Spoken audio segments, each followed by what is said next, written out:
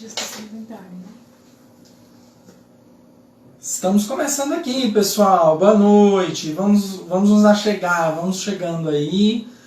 A nossa live vai começar daqui a uns minutinhos mesmo. Estou dando um tempo para o pessoal entrar. Já cuidei aqui da parte do som, da acústica, da iluminação. Bem-vindos, bem-vindas. Eu espero que todos e todas estejam conseguindo me ouvir direitinho, me ver também.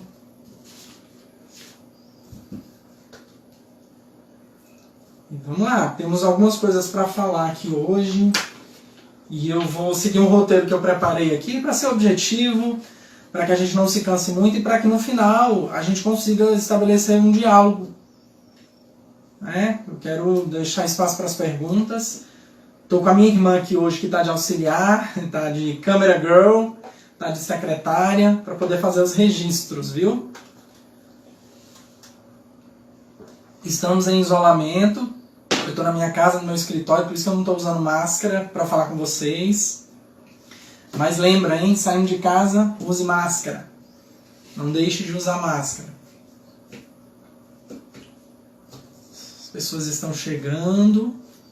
Estou dando só uns minutinhos para poder não cortar o raciocínio, porque tem uma narrativa aqui historiográfica que eu gosto de trazer e alguns elementos importantes para a gente tentar interpretar e entender esse movimento contemporâneo, esses dias que a gente vive, que não está fácil para ninguém.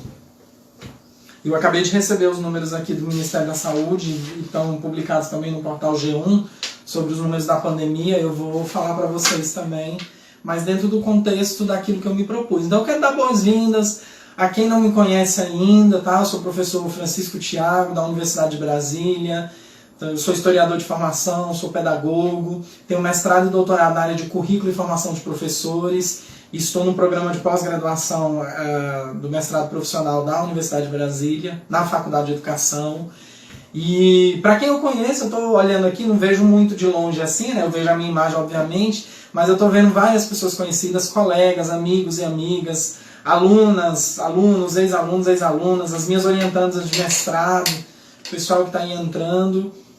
Espero que a live seja bacana, que contribua e que traga um pouco de reflexão, que a gente consiga sair um pouco do senso comum, consiga ter um pouco de acalento teórico para poder pensar essa nossa prática, isso que a gente está vivendo nos dias de hoje. Eu sei que não está sendo fácil para ninguém, nem quem está em casa isolado de certa forma, que não deixa de ser um privilégio nesse país que a gente vive, mas a pressão psicológica é muito grande, mas também não está sendo fácil, principalmente para quem está obrigado a sair de casa para poder dar conta da base material do sustento.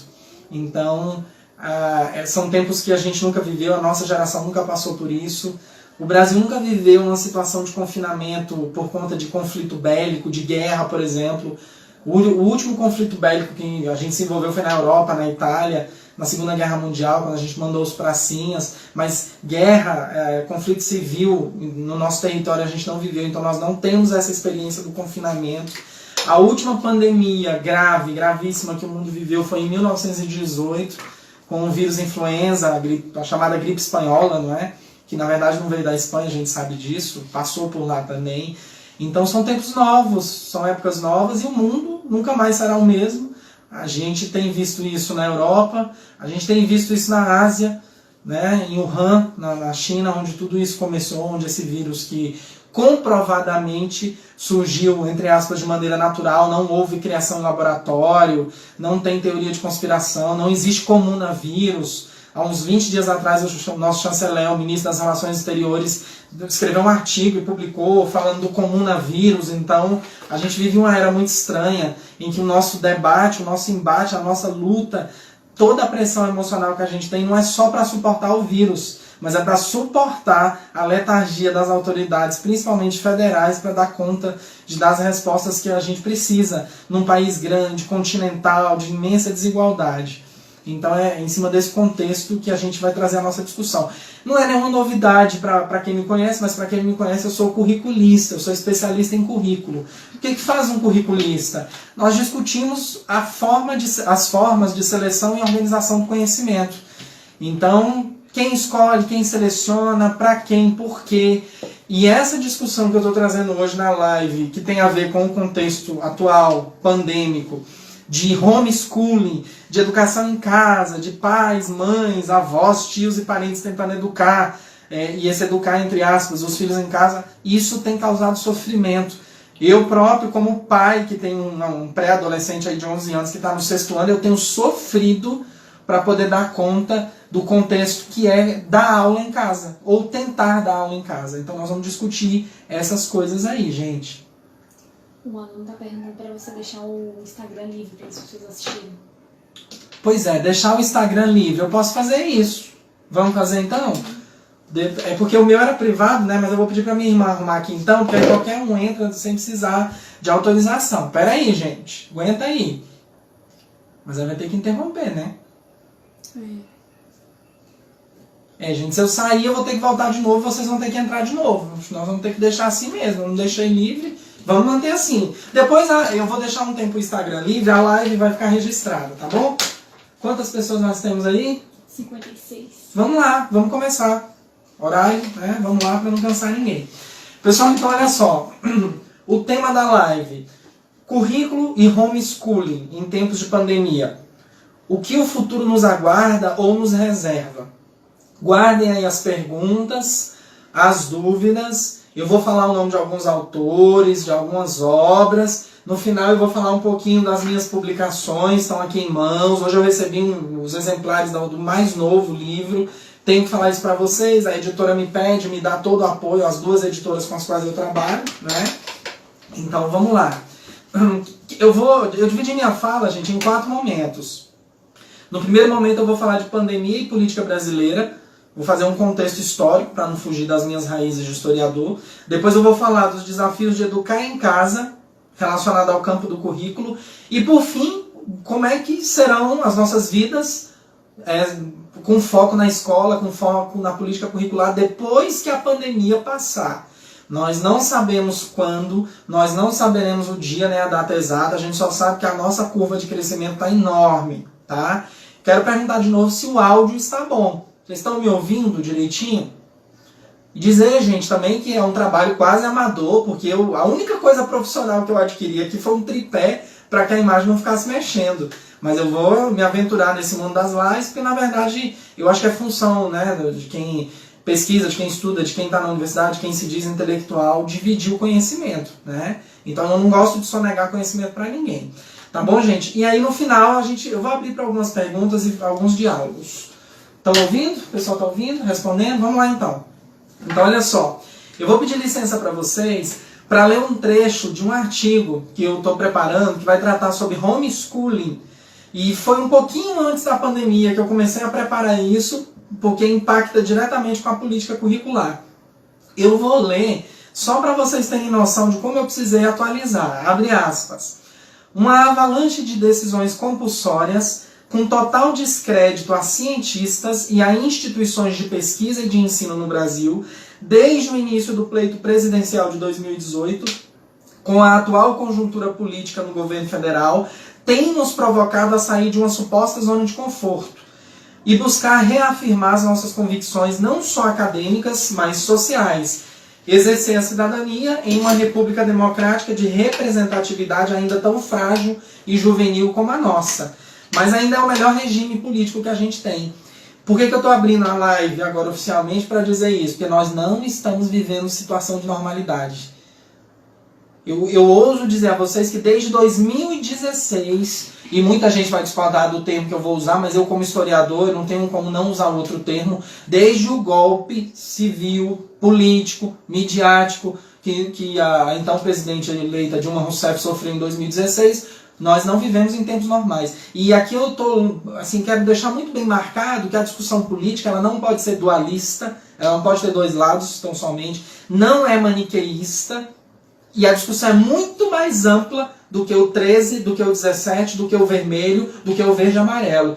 O Brasil tem uma complexidade política muito grande, embora a nossa Constituição Federal, a chamada Constituição Cidadã seja jovem, a nossa Constituição, nossa configuração política e social, ela é muito juvenil, só que ela tem ranços desde o período colonial, né? Então quando eu digo que ainda é a melhor maneira de discutir, a gente ainda tem a chance de debater, de discordar, de abrir espaço para o contraditório. Contudo, quando a gente vê um chefe de Estado pedindo para repórteres calar a boca, quando a gente vê fomentos de pesquisa sendo cortados para algumas áreas, sobretudo as humanas, história, filosofia, sociologia, antropologia, quando a gente vê questionamentos sobre pesquisas e trabalhos apresentados que tratam da política nacional vindo de órgãos fiscalizadores, quando a gente vê produtos culturais sendo vetados pelo conteúdo, por tratar de temas como a diversidade, a LGBTfobia, é muito estranho, é muito esquisito e é muito preocupante. Então é por isso que eu reafirmo mais uma vez que nós não vivemos em épocas normais, gente. Não vivemos. Né? A gente tem uma condição... A condição da pandemia nos tira da zona de conforto. Então vamos para o primeiro tópico aí. Ó. Pandemia e a barbárie brasileira. Eu vou tratar muito do termo ideologia porque hoje, vou dar os dados agora e vou antecipar, nós somos o terceiro país com maior taxa de contaminação da Covid-19 no planeta, atrás só dos Estados Unidos e da Rússia. Países que são populosos. A Rússia tem uma economia muito parecida com a nossa, os Estados Unidos a maior economia global, no entanto também não conseguiu conter o vírus e hoje é considerado o epicentro, e nós já estamos aí, infelizmente, chegando nesse posto. Então veja só, de ontem para hoje nós tivemos quase 1.000 mortes. Os dados oficiais estão sendo processados ainda pelo Ministério da Saúde. Então, numa situação de isolamento, de confinamento, de perda de emprego, é como se estivesse caindo, gente, 4 aviões comerciais por dia. Hoje a gente já tem 17.840 mortos. Isso vai dar daqui a pouco no JN ou nos outros jornais aí. Foram 81 aviões que caíram matando todo mundo. E eu me lembro dos desastres aéreos recentes da última década, o quanto isso choca a gente, o quanto a morte coletiva ainda choca. E isso são casos oficiais. A gente sabe que a subnotificação é uma coisa surreal. Então tem projeções na USP que dão conta de 8 a 10 vezes mais. Se você parar para pensar que 10 vezes o número de 17.000 mortos é um número absurdo e altíssimo, a gente consegue entender por que as covas coletivas, por que os cemitérios estão abrindo mais espaço para enterro, fazendo sepultamento à noite, o colapso no sistema funerário, na região norte, na região nordeste, sobretudo, não é? Algumas cidades e centros que viraram centros assim, de transmissão desenfreado, como é o caso de Fortaleza, Manaus, certo? O Brasil é um país continental, então o comportamento do vírus ele não é igual em todas as partes do país. Então, a pandemia mexe com a nossa condição econômica, psicológica, sentimental, religiosa. O Brasil é um país extremamente religioso. E as pessoas estão impedidas, por motivos óbvios, para não causar aglomeração e não fazer o vírus propagar mais ainda, de poder expressar coletivamente a sua fé. E isso faz muita falta para a grande massa populacional. Então, em tempos de pandemia, muita gente tem tido sensação de prisão, essa sensação de não poder ir para a rua. A sensação de improdutividade tem sido enorme. Pessoas aí que eu acompanho, que estão perto, que estão precisando fechar dissertações de mestrado, tese de doutorado, livro, estudar para o Enem. Esse Enem precisa ser adiado, alguém precisa dizer isso, o Senado vai votar isso e a gente espera que ele seja adiado, porque, ao contrário do que disse o Weintraub, o Enem ele foi pensado como uma política pública, sabe, de Estado, para diminuir e minimizar as desigualdades sociais, sim, para democratizar o acesso à universidade pública, sim. Não foi para selecionar os melhores. E isso é uma outra discussão, sabe? Tem gente que se estressa, pessoas que trabalham, literalmente, trabalharam a vida toda fora do ambiente doméstico, só em estar em casa e tem aversão, por exemplo, à atividade manual. E é uma visão histórica que a gente tem. É aquele costume do senso comum de dizer que o trabalho na cozinha de uma casa não acaba nunca. E isso deixa muitas pessoas em desespero, sabe? Aí vem o estresse e o sofrimento de educar em casa. Eu vou ler só o trecho de uma reportagem que eu separei aqui do portal UOL para vocês, só para vocês entenderem do que eu estou falando. E eu faço parte de alguns grupos de colegiados, de departamentos de graduação, de pós-graduação da Universidade de Brasília, e tenho visto muitos colegas com a ideia equivocada de levar a discussão de pandemia, de educar em casa, de atividades complementares remotas, para a discussão equivocada De um lado é o ensino presencial e a educação à distância. Nós não estamos discutindo aqui as aproximações, as contradições nesse momento do ensino educacional presencial à distância, embora isso permeie tudo que esteja acontecendo. Nós estamos falando de uma situação pontual, específica, de ter que dar conta de educar, de dar aula, de complementar a instrução em casa. Essa é uma situação. Agora veja só. Homeschooling na quarentena. Essa é uma reportagem do final do mês de abril do portal UOL. Relatos de quem tem educado os filhos em casa. Pressão da comparação e excesso de atividades. A perita judicial Rita de Cássia, de 36 anos, de São Bernardo do Campo, se define como uma mãe surtada. Semana passada eu me defini como um pai surtado. Por quê? Veja só. Estava eu ajudando meu filho, a experiência pessoal sempre é válida, com um horário absurdo, mantido integralmente pela escola. Depois eu quero falar positivamente da escola dele, sem dizer o nome, mas as adaptações que a escola foi fazendo, e eu entendo que é uma situação nova, mas veja só, tendo que dar conta de grupo de WhatsApp, de plataforma virtual, de aplicativo, de e-mail, de Google Classroom, das atividades impressas entregas na escola, com trabalho, com atividade avaliativa, com recorte, com exercício de educação física, tendo que filmar, escanear, mandar. Isso é desesperador. Essa situação é desesperadora por conta da dificuldade da pandemia e das escolas terem que criar mecanismos para dar conta de não tirar as crianças, jovens e adolescentes da rotina escolar, né? Então olha só o que diz essa perita judicial. Aqui, lá de São Paulo. Abre aspas. Antes, a escola da sua filha, que tem 5 anos de idade, que está na pré-escola, num dia, ela diz assim, abri a minha caixa de e-mails e me desesperei, porque tinha mais mensagem para minha filha do que para mim. Outra dificuldade é que as aulas em casa têm exigido toda uma estrutura, como um bom computador, impressora e scanner. O aumento e a procura pela internet banda larga, né? A velocidade tem sido grande. E num país desigual como o nosso, não é todo mundo que tem condições financeiras de manter uma internet banda larga de qualidade. Isso é fato. Então os arquivos são pesados, os colegas têm uma dificuldade enorme de fazer uma gravação razoável, com áudio interessante que dê realmente para escutar para os estudantes. Há toda uma dificuldade de paramento, porque veja só, nem a educação à distância institucionalizada em projetos que eu considero exitosos, como a UAB no Brasil, por exemplo, dá conta de tudo, como o ensino presencial também não dá conta. Mas nesse momento a única alternativa são essas atividades remotas, e elas têm limites, sabe? Então olha o que ela diz, nem todo mundo tem esse equipamento à disposição. Outro caso, gente. A vendedora Denise, que é um nome fictício lá de São Paulo também, com a Júlia de 9 anos. Ela conta que a filha já tem dificuldade em manter uma rotina de estudo com as lições de casa. Agora com o ensino à distância, uma rotina de aulas online que vai de 8 da manhã às 3h30, 15h30. A criança surtou, porque ainda tem um detalhe. Muitos colegas da iniciativa privada, pressionados em não perder emprego e garantir serviço, acabam exagerando, às vezes até por orientação de chefia imediata, na quantidade de atividades e tarefas. E enlouquece a criança e os pais e quem está acompanhando. E isso é um problema. Então veja só, muitos não têm eu vou dizer a formação adequada, porque nunca se viu numa situação dessa, de ter que gerenciar a organização do trabalho pedagógico para aulas remotas, que não são necessariamente aula. Eu não posso dizer que um vídeo gravado por um professor de 15, 20 minutos explicando um assunto para o aluno, sem o diálogo, sem essa troca, é uma aula. Mas é uma instrução programada, são orientações. Então eu trouxe essa reportagem aqui só para mostrar para vocês o tanto de pais que estão surtando. A gente recebe nesses vídeos de WhatsApp aí, esses áudios. Eu recebi muita gente recebeu na semana passada um áudio de uma mulher que dizia assim, olha, eu não quero ser professora, eu sou pedagoga, mas eu não aguento isso, todo dia me pedem uma coisa, é um graveto, é uma folha, é uma dobradura, é um pincel, e eu vou tendo que me reinventar e eu não dou conta, eu não vou fazer nada disso. Então, eu como professor, como pedagogo, me preocupo muito com isso, essa metodologia de trabalho dentro da pandemia, sabe? Nós vamos retomar isso, ok? Muita gente, além do medo da morte, do medo de não voltar à normalidade, tem tido crises de ansiedade absurda.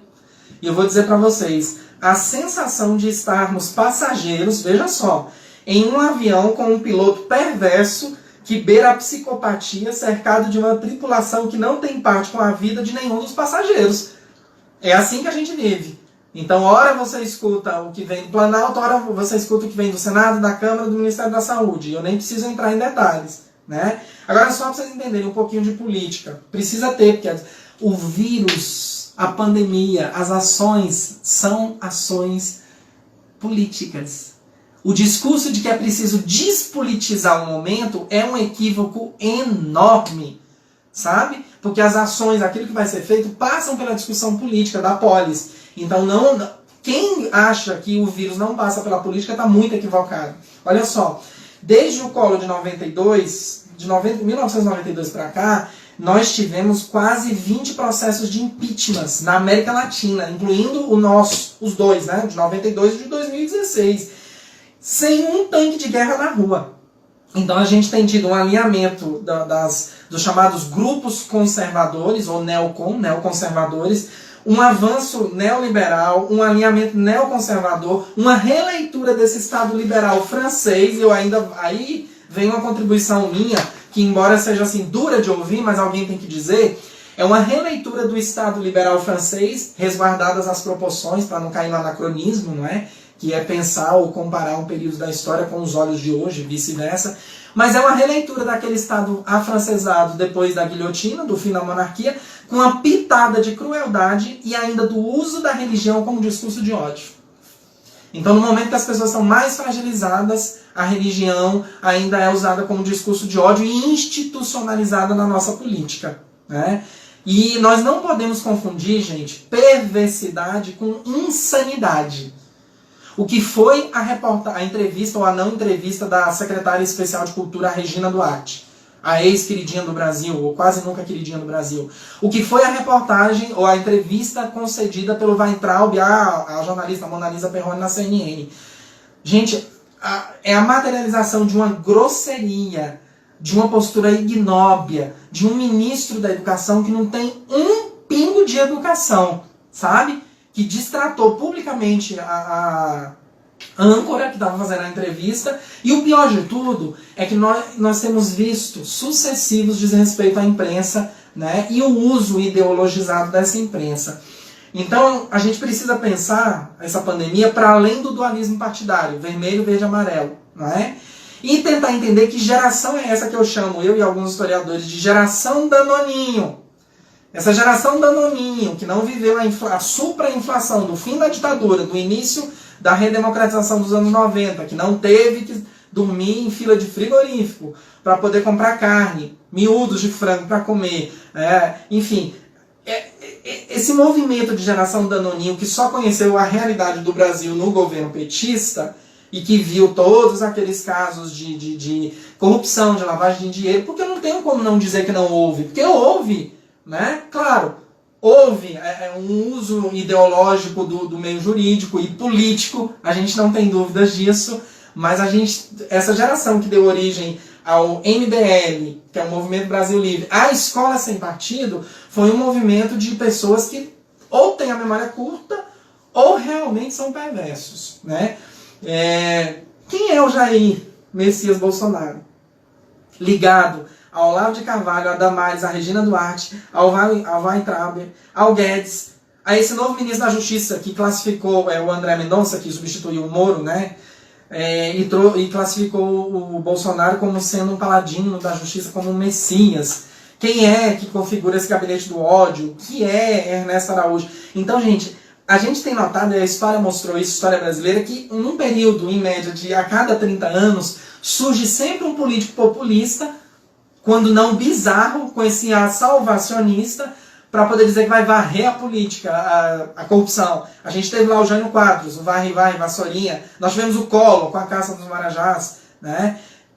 E agora a gente tem o Bolsonaro, que é um ventríloco, que é alguém completamente incompetente para poder gerir uma nação, a gente sabe disso, 28 anos parasitando no Congresso, quase nada aprovado, e a gente vive um perigo maior ainda, que é a era do revisionismo histórico ideologizado.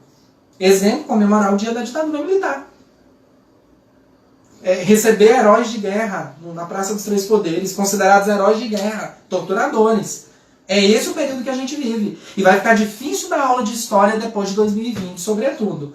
Porque tudo aquilo que estava em crise piorou nesse ano, com essa pandemia, sabe?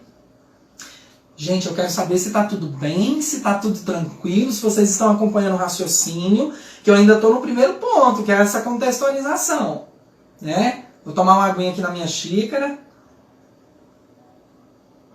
É água mesmo, viu, gente? Aguinha, ok? Bom, vamos lá para algumas premissas que a gente não pode deixar esquecer, e aí vamos dizer que a parte chata, que é a minha veia marxiana, né? Vamos lembrar do Marx. O meio de produção, o modo de produção que a gente vive é um modo de produção capitalista, que não valoriza a vida. Ao contrário, expropria o próprio ser. E o Marx disse isso na ideologia alemã. Há uma narrativa ideológica para justificar a barbárie. Por exemplo, vão para a rua, vão trabalhar, senão o país vai quebrar. Quando na verdade é o contrário, se o trabalhador não for, o empresário não lucra. E a gente só adquire isso quando tem uma coisa chamada consciência de classe. Então, olha só o que eu vou dizer. As condições materiais é que produzem as ideias. Quem tem meios e modos de produzir, propaga mais isso. Aí tem a relação entre explorador e explorado. Aí é Roberto Justus, aí é o maluco da Havan, com esse discurso de que precisa trabalhar, de que o trabalhador tem necessidade de trabalhar, eu não tenho a menor dúvida. Sabe? Eu não posso discriminar ou recriminar aquele vendedor ambulante que só tem aquele meio de serviço que vai pra rua, senão ele vai morrer de fome. Só que ele vai morrer de vírus também, com o vírus, com essa pandemia, ou vai matar outras pessoas. Deixa eu dar um exemplo para vocês do tamanho da barbárie que a gente vive hoje e que a avalanche de notícias às vezes tem tirado um pouco da nossa sanidade, porque também não dá para ficar na frente da televisão ou da internet o dia todo consumindo tudo que é dito também, precisa ter um filtro. Mas, por exemplo, nessa discussão em serviços essenciais ou não, em Belém do Pará, o serviço de babá foi considerado essencial. Por que vocês acham isso? E olha o argumento de uma petição jurídica que foi dada lá e foi impetrada, porque segundo essa juiz, eu não lembro se foi juiz ou juíza, essa pessoa do direito, os médicos e as médicas não tinham condições de trabalhar à frente de combate ao vírus se não tivesse uma babá para cuidar de casa. Então a babá lá em Belém do Pará é um serviço essencial, é só para mostrar essa relação de meio e modo de produção. Em 1850... com o livro A Luta de Classe na França, o Marx vai dizer, né, uma coisa interessante para nós, depois o Engels, que a classe dominante, e não é difícil saber quem é a classe dominante nesse país não, hein?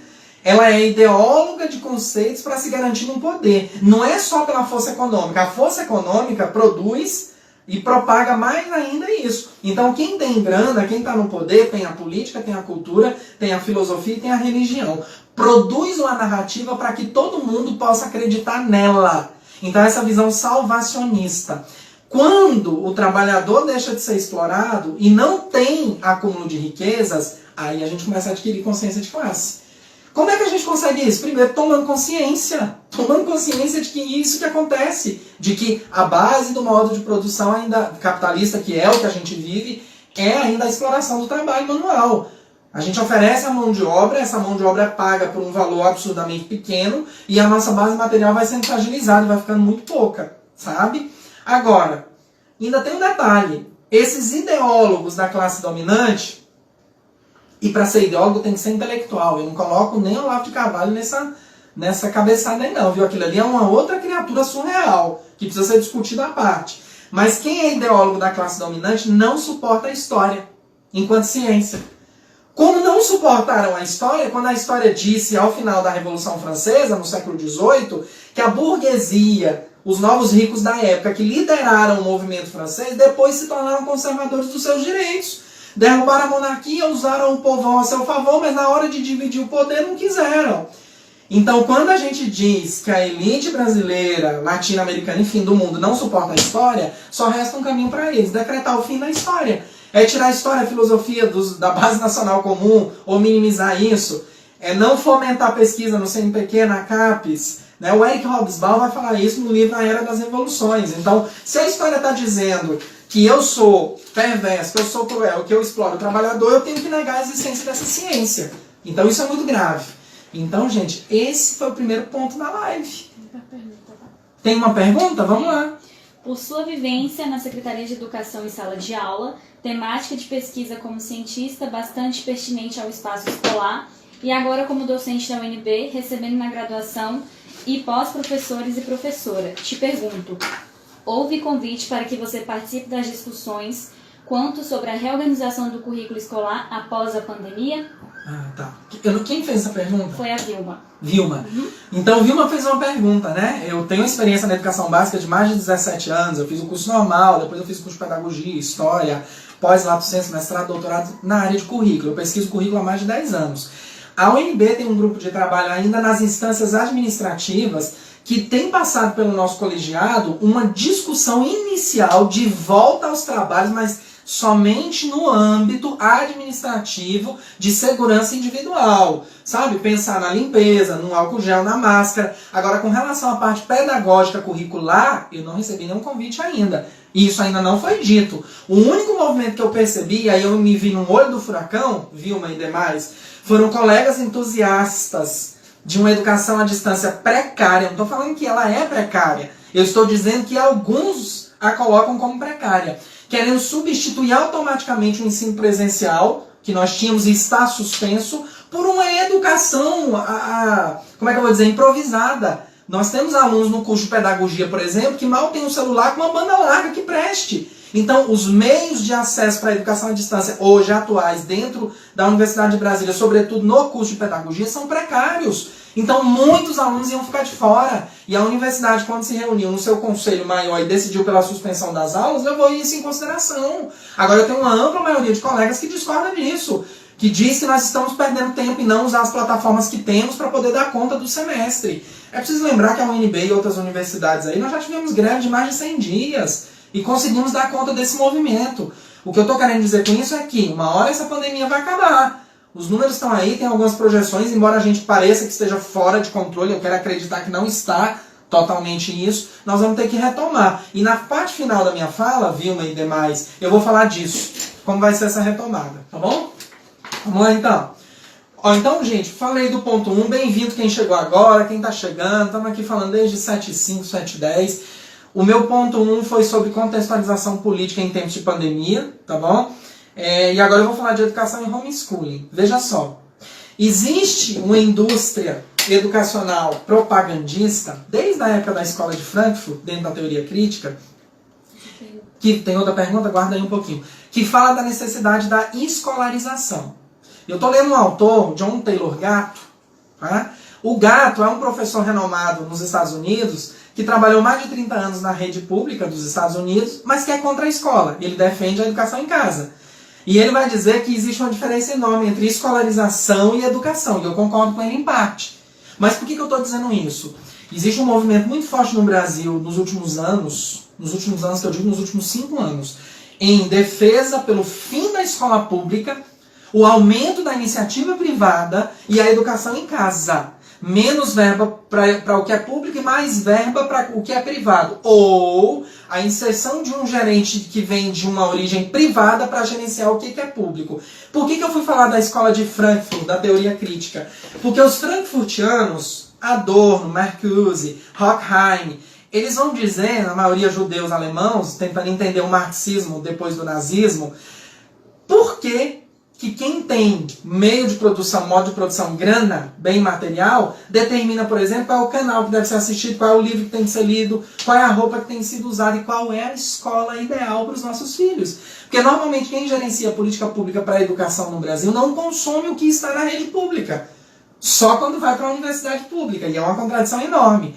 Nós somos um país de contradição. Nós somos uma ex-colônia católica que tivemos 2 ditaduras. Não foi só 1964. Nós tivemos o governo varguista, a Era Vargas, o Estado Novo, onde houve tortura, onde houve censura à imprensa. Então nós tivemos 2 movimentos de ditadura. E fomos o último país do Ocidente, do mundo, a decretar o fim da escravidão negra. Eu não consigo falar em política de inclusão, em diversidade, se eu não combater o racismo, por exemplo, que é enorme, existe, e o nosso mal é a negação dele. Somos um país extremamente racista. Racismo estrutural, estruturante, psicológico, individual é o que mais existe. Tá? A contradição do Brasil é tão grande que eu vou usar aqui um sociólogo muito importante que já faleceu, Florestan Fernandes. Ele vai dizer no final dos anos 80, no livro A Revolução Burguesa no Brasil, que quando a escravidão negra acaba, ela é decretada lá juridicamente pela princesa Isabel, né?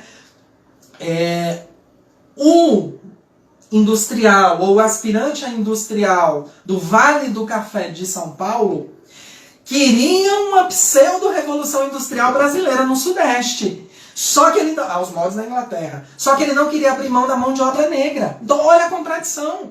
Eu quero ser um país pré-industrial ou industrial, mas eu quero ainda manter a mão de obra negra escravocrata. Isso é um absurdo.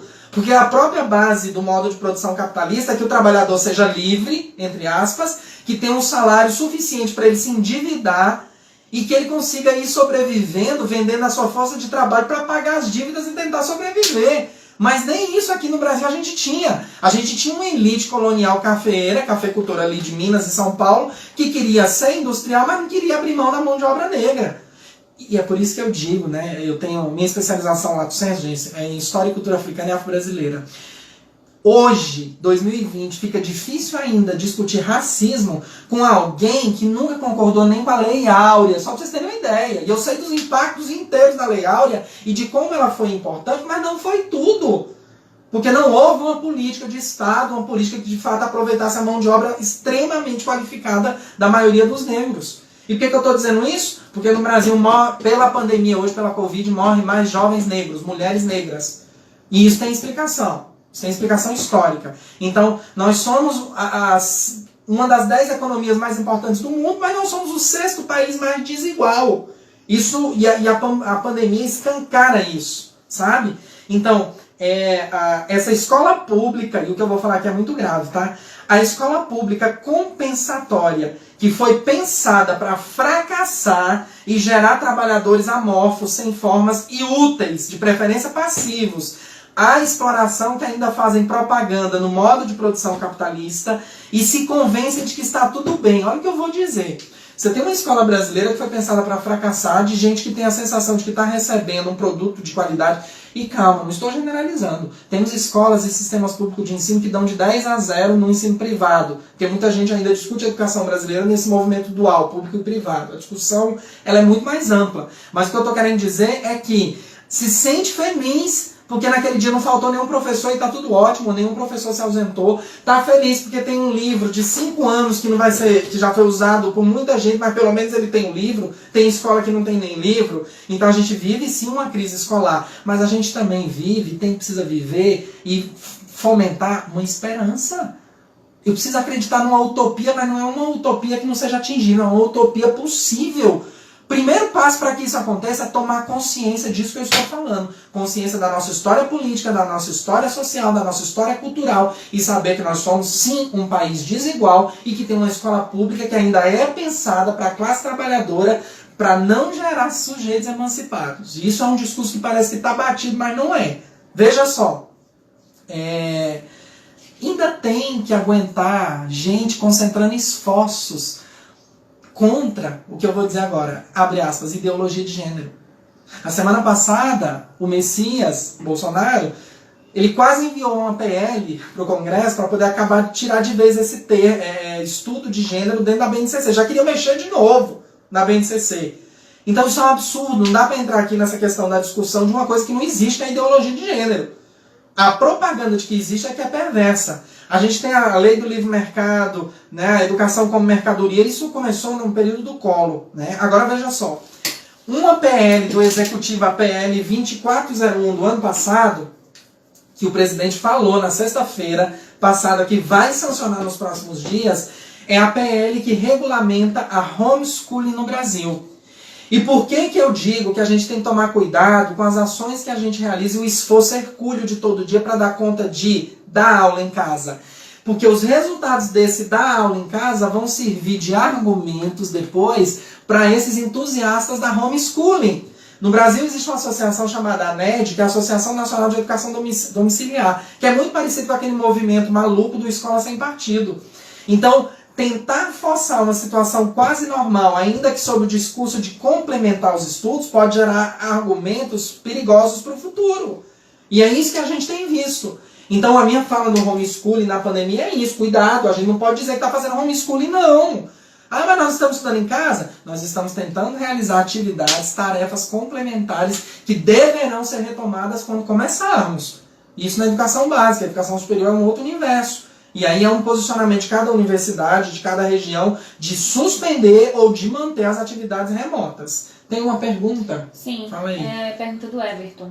Na sua opinião, o EAD é tão eficaz quanto o ensino presencial? Ah, Everton, essa pergunta é muito boa, né? Antes de responder, eu quero só dizer que a gente já vencemos aqui os dois pontos e vamos para o último ponto da live. Falei de educação em homeschooling agora, né? E falei primeiro sobre política brasileira. A questão da EAD é um problema, como o ensino presencial também é. Tem outras perguntas? Tá, mas vamos lá. Gente, educação à distância é uma modalidade regulamentada no Brasil, mas que existe no mundo há mais de 80 anos. Os cursos à distância, curso por telégrafo, curso de corte e costura. Agora tem uma coisa, precisamos disso. Eu vou responder a pergunta do Everton com uma outra pergunta. Tem um estudo de uma colega de São Paulo, a professora Bernadette Gatti, no livro Professores do Brasil, que ela vai dizer o seguinte: por que é que os cursos de licenciatura e o curso de pedagogia ocupa mais de 70% das ofertas de vaga em EAD? E aí eu vou ter que me alinhar àquela associação onde eu me sinto à vontade, que uma das associações, né? Eu faço parte da AMPED, eu faço parte da Associação Brasileira de Curriculistas, e eu dialogo muito com o pessoal da ANFOP, que é a Associação Nacional pela Formação de Professores. E a ANFOP se posiciona completamente contrária à primeira licenciatura de alguém à distância. E assim eu digo também, alguém que nunca entrou numa sala de aula ou nunca fez um curso para ser professor, o primeiro contato que vai ter é na EAD. Eu me posiciono ao contrário. Agora veja só, educação à distância para pós-graduação, educação à distância para complemento com o que existe em sala de aula é essencial. Agora tem um problema, Everton. Os bons professores, os excelentes professores, a maioria, por muitos motivos, do ensino presencial, não querem, não podem ou não gostam de se envolver com a educação à distância. E aí está o problema. Não deve haver essa dualidade, essa separação. Quem é bom na educação presencial tem que se envolver na educação à distância. Só que a educação à distância virou um caixa forte de alguns grupos empresariais que vendem um produto barateiro. É só olhar as últimas diretrizes para a formação de professores e cursos de licenciatura. Gente, hoje a maioria dos cursos de licenciatura no Brasil tem mais de 40% da carga horária em atividade remota à distância. Isso para quê? Para que a empresa privada, sobretudo, lucre menos, lucre mais, pague um salário pequeno. Um professor que tem que dar conta da disciplina presencial que ele dá e que para garantir a carga horária dele, ele tem que dar conta de 10, 20 salas virtuais. Então o problema não está na EAD, o problema está no mau uso que se faz da EAD. Essa é a questão, Everton. Passa por isso. O que mais? Pergunta da Rose. O Sindicato dos Professores, que representa a classe, já está preparado diante dessa vertente? Rose, eu não sei se eu entendi bem sua pergunta, mas eu acho que você está querendo saber como é que o sindicato, o Simpro, o DF, está se articulando para essa volta, ou essa suposta volta. Eu sempre respeitei muito o sindicato, sempre fui filiado nos 13, 14 anos que fiquei na Secretaria de Educação. Hoje eu sou da ADUMB, que é a nossa associação dos docentes da Universidade de Brasília, e eu penso que o Simpro tem se feito presente, se posicionando contrário a essas atividades remotas de má qualidade que acontecem, buscando alternativas, fazendo essas web lives aí. Agora, vai ter que ter um plano muito bom de articulação para garantir, por exemplo, que os contratos temporários não percam salário nessa pandemia. Tem um grupo enorme de colegas que entregaram a documentação e não puderam tomar posse por conta da pandemia. E eu sei que isso é uma pauta política do Simpro. Então eu penso que o Simpro tem todas as condições de entrar nessa briga, né, no bom sentido, no debate. A gente precisa dizer que a gente vive um momento tão feio, política, eu digo feio no sentido de que há uma propaganda para que eu não veja a pessoa que pensa diferente de mim como um adversário político de ideia, mas como um inimigo. E como inimigo eu tenho que matar, eu tenho que massacrar, eu tenho que agredir. Isso é muito sério, isso é grave. E o pior de tudo é quando o poder público, sobretudo federal, incentiva isso. E a gente tem vivido isso. Não abrir espaço para o contraditório é um problema sério, tá bom? Tem mais uma? Então vai mais uma para eu ir para o último ponto aqui. Tem mais 3. Ixi, tem o Joilson. Vai, Joilson. Pensam, entre aspas, nas atividades domiciliares para educação infantil, ensino fundamental e médio. Como fica a modalidade EJA nesse contexto das atividades domiciliares? Olha, A educação de jovens e adultos é uma modalidade que eu respeito muito e que, ao lado do ensino médio, são as que menos receberam atenção nas políticas nos últimos anos aqui no Brasil. Menos atenção financeira, menos atenção pedagógica. A Base Nacional Curricular Comum traz pouquíssimas, já é um documento problemático, mas sobre a EJA traz mais problemas ainda. A gente sabe do público diferenciado da EJA e de quanto a EJA precisa ter uma atenção específica. E assim, eu realmente não tenho a noção, melhor eu tenho, mas eu não posso dizer aqui, de como essas atividades supostamente remotas têm sido direcionadas para a EJA. E isso é preocupante, porque o aluno, o estudante da EJA tem ligação direta com o mundo do trabalho e tem necessidades específicas que só acontecem na escola. É por isso que ele busca a escola, porque ele não teve idade, na idade escolar adequada ele não teve essa oportunidade, sabe? Antes de ir para as outras, segura aí que eu vou avançar um pouquinho. Só tem mais um. Só mais um? Então faz. É o da Fanny. Tiago, o que você pensa sobre ainda não estar se falando sobre a reorganização do currículo para que os professores possam se preparar nesse sentido também?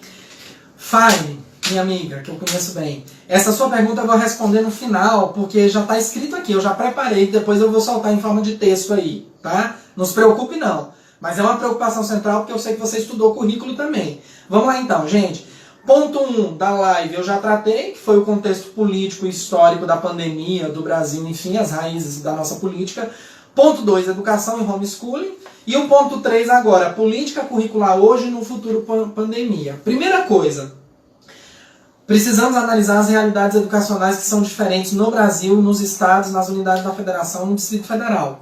Escola pública, privada, confessional, não confessional, por convênio, tudo isso tem que ser analisado. Não podemos negar que existe um exagero nas tarefas e falta de formação para atuar num cenário inédito da nossa história.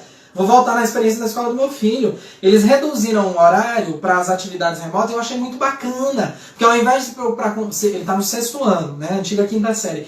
Com 5, 6 disciplinas no dia, eu me preocupo só com 2. A atividade sai com mais qualidade. Tem o vídeo do professor, tem a plataforma virtual, ainda tem uma plataforma da escola. Só que não é toda escola que tem as condições materiais para isso, a grande maioria não tem. E se às vezes a escola tem, o aluno não tem condições remotas. E se o aluno tem essas condições remotas, ele não tem uma coisa que é fundamental, um profissional para mediar o ensino e a aprendizagem. Ora, o magistério é uma carreira profissional. E é por isso que tem informação específica. E é por isso que os pais estão enlouquecendo. Eu tenho um relato de primas que tiveram que tirar a criança da escola porque não deram conta. Ó, não quero mais. Quero pensar na qualidade de vida, quero pensar na saúde mental para poder sobreviver. Né? Então o professor ele tem que, além de todas as funções extras que a gente exerce quando tudo está normal, digamos assim, a gente tem virado blogueiro, youtuber, e sem as condições adequadas para isso. Sabe? Às vezes você mora num condomínio que tem um vizinho maluco que bate panela todo dia, ou que tem alguém que adora uma música alta, ou às vezes você não tem uma iluminação legal, um ambiente silencioso como eu tenho o privilégio de ter aqui para fazer essa live para vocês. Não me dão condições para isso, não é? Outra coisa, o alunado brasileiro, os estudantes brasileiros, principalmente da educação básica, não foram estimulados a ter aula em casa. Não é uma cultura nossa. E foi pego todo mundo de surpresa. A maioria dos estudantes, tem pesquisas inúmeras que já provaram isso, que valorizam aquilo que ocorre na sala de aula, que aí muita gente vai dizer, mas então só se aprende numa sala de aula com o professor? Não! A troca socializadora, mediadora entre pares. Quantos estudantes nossos não conseguem aprender até com a nossa linguagem? A gente tem que se reinventar e buscar o melhor recurso. Muitos estudantes aprendem quando um outro colega faz uma intervenção. Isso não acontece porque nós estamos isolados. Então o ambiente da sala de aula, ele é propício, deve ser propício para a aprendizagem. Sabe, gente? Ainda tem os perigos dos colegas, eu já disse isso, mas só repetindo, os colegas da academia, da universidade, que querem a todo custo, e alguns das escolas também, imprimir um grau de normalidade. Aí eu vou falar das mulheres, sobretudo das mulheres. Mães, esposas, avós, tias, professoras que tem que dar conta do almoço, da janta, do lanche todo dia, que tem que se reinventar para dar conta de ocupar os filhos, e às vezes tem sempre um parente que deixa alguém para cuidar porque tem que trabalhar. tem que dar aula remota, tem que gravar vídeo, tem que postar material no blog, tem que responder o aluno, tem que responder o material burocrático da escola, tem que registrar a falta, tem que registrar o conteúdo. Aí muita gente diz, mas a gente já fazia isso no presencial. Não com essa pressão, não com o perigo iminente de morte. Ó, eu moro na cidade de Ceilândia há quase 30 anos. Eu dou aula na UNB, no campus da Ribeira, e adoro a cidade de Ceilândia, que é a mais populosa do DF, a mais nordestina. Hoje, nós somos a segunda com o maior número de casos. E uma das primeiras no DF com o número de mortes, por conta da quantidade de pessoas, do aglomerado. Sabe? Então a gente não vive um clima de normalidade. Eu volto a repetir isso. Isso é surreal.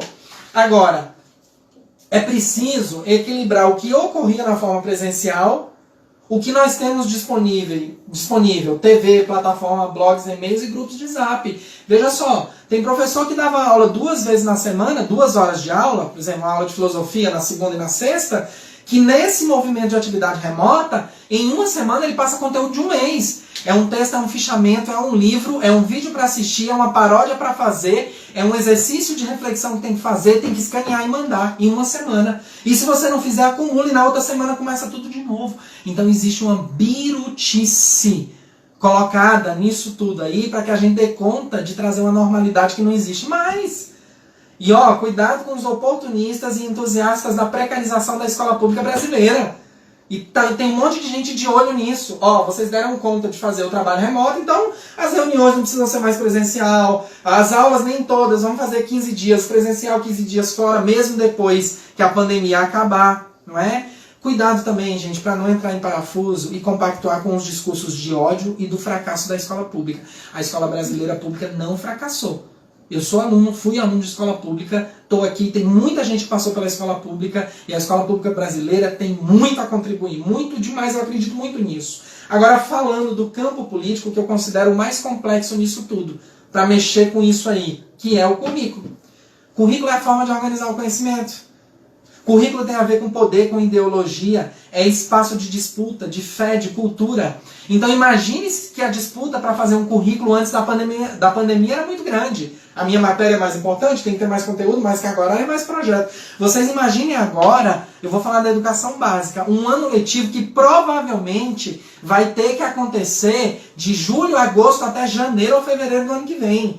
Num tempo mais curto, numa pressão maior, sem feriado, sem fim de semana. E isso se a gente quiser garantir uma segurança, que eu imagino que antes de julho e agosto isso não acontece, esse retorno presencial. Posso estar equivocado, gostaria de estar, mas não é o cenário que eu vejo. Então nós vamos ter que fazer muita discussão e reflexão, mas objetividade. A gente precisa ter objetividade nesse momento, precisa ter sanidade mental e intelectual, mas primeiro a gente precisa sobreviver a essa pandemia. Sobreviver fisicamente, psicologicamente, sabe? Então, e o espaço do currículo é para isso. Eu vou dizer por quê, ó. Grandes questões em aberto que devemos sempre questionar. Vamos lá. Quem seleciona esse conteúdo e esse projeto? Como foi selecionado? Por que escolheu esses e não outros? Qual é o grupo que é destacado? A cultura mais importante? Quais são os silenciados? Isso é uma discussão curricular. Aí vem para os últimos pontos da minha live. E quando voltarmos? E quando voltarmos? A primeira coisa é garantir segurança física, biológica, saúde, óbvio. Distanciamento, máscara, gel. E eu já tive turmas com 37 alunos na Secretaria de Educação, 2 armários numa sala de aula e ainda o armário laranjado do Ciência em Foco. Se eu engordasse 1 quilo, eu não conseguia andar pelas fileiras dos estudantes. Essa é a nossa realidade. E eu tenho aula hoje em turmas de didática, que eu sou professor de didática e currículo na Universidade de Brasília, eu tenho turmas que só cabem 45 alunos, que eu tenho 62. E aí fica difícil garantir esse distanciamento, isso também precisa ser pensado. Mas vamos lá. Ouvindo as autoridades médicas, é a primeira coisa que a gente tem que fazer, saber voltar no momento certo.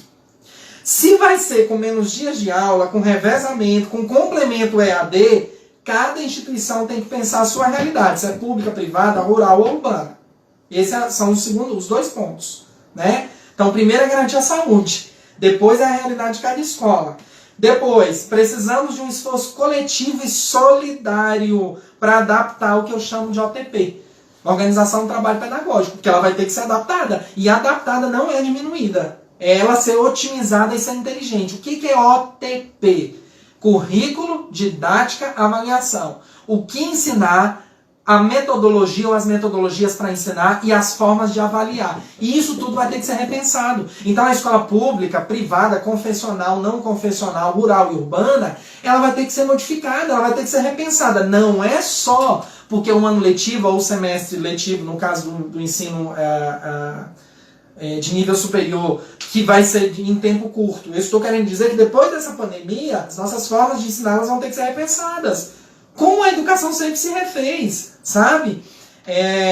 Repensar horário, carga horária, metodologia de trabalho que seja mais dinâmica, mais flexível, mais segura, formas de avaliar mais humanas e eficientes ao mesmo tempo. Eu sei que parece uma esquizofrenia eu falar de forma de avaliação mais humana quando o ministro da Educação diz que o Enem não foi criado para diminuir desigualdade. Então a gente tem que trabalhar o nosso psicológico para não entrar em parafuso. E por fim, pensar um currículo de transição. Guarde esse nome aí, depois vai vir texto. O nome é currículo de transição.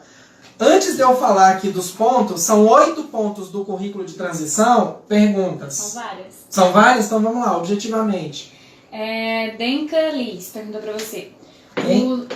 Denka Liz. Tá. Sim. O senhor acredita que haverá uma futura valorização dos docentes, tendo em vista o reconhecimento da dificuldade dos pais em educar seus próprios filhos? Essa é uma pergunta muito inteligente. Olha, o que eu tenho escutado em rede social ou de forma presencial, enfim, nos lugares que eu vou virtualmente, das pessoas dizendo: eu não tenho condições nem cabedal intelectual nem emocional para dar aula. Então, assim, infelizmente, pela pandemia, pode ser que haja uma valorização que a gente espera. E é uma valorização de carreira profissional, de reconhecimento social, mas financeira também. Nós somos um país que paga muito mal os professores, somos um país que não estimula o professor a fazer mestrado e doutorado. Porque se o professor da educação básica fizer mestrado e doutorado, ele não vai ter um aumento salarial significativo, e precisa ter. Então que as famílias, que a sociedade valorize o espaço escolarizado, o trabalho que a gente faz, que é um trabalho hercúleo, que não é só de ficar 4, 5 anos numa licenciatura, fazer uma pós-graduação, depois ler um livro, resumir, dar uma aula, mas na verdade é um trabalho de transposição didática, que é isso que as pessoas que não têm formação profissional no magistério não têm, que é didatizar e escolarizar o conhecimento. É transformar o estudo de uma tabela periódica num jogo, numa forma divertida, num jogral. É ensinar de baixa idade média a alta idade média de uma forma que o aluno entenda. É relacionar, por exemplo, a pandemia, o lidar com a morte hoje, com a religião egípcia da antiguidade. Isso quem faz é professor. Isso é papel do professor. Então que a gente seja valorizado. Márcia Leal. Professor, então podemos compreender que há indício de precarização docente diante desse trabalho remoto, sendo o professor passa nesse cenário por uma superexploração? Há uma superexploração, há uma expropriação da autonomia intelectual dele, é tirado isso dele da gente, porque já chega quase tudo pronto para você executar.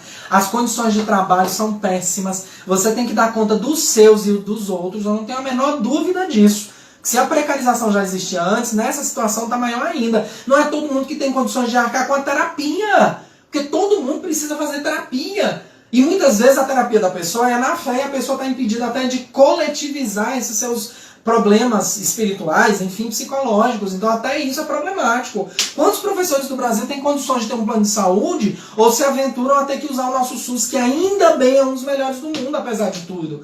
Então há essa dificuldade. Robson Anacleto. Como você pensa o tratamento que deve ser dado ao currículo na volta das atividades e o que será considerado significativo? Pergunta do Robson é muito inteligente e eu conheço o Robson, ele é diretor de escola, diretor de uma escola de centro de educação infantil, acho que número 3 ou 2 da M-Norte, né?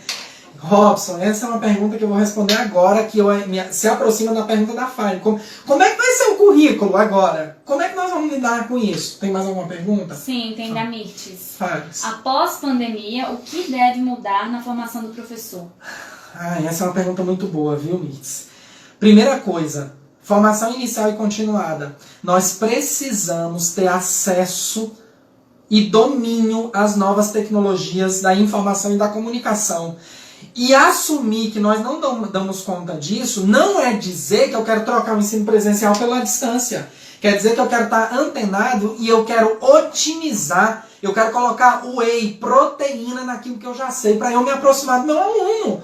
Não adianta você dar aula numa sala de aula, por exemplo, que tem um mapa antigo, um mapa que não tem, por exemplo, as quase 40 regiões administrativas do DF, tentando chamar a atenção do seu aluno, enquanto ele tem um programa de computador no celular, no smartphone dele, que é o Google Earth, por exemplo. Você consegue ver o telhado, você consegue ver os acidentes geográficos, a hidrografia. Então a gente precisa ter contato com isso. Isso não é novo. O que é novo é a necessidade iminente da gente entender de novas tecnologias e saber aplicar. E tomar cuidado para que técnicas e tecnologias não virem tecnicismo.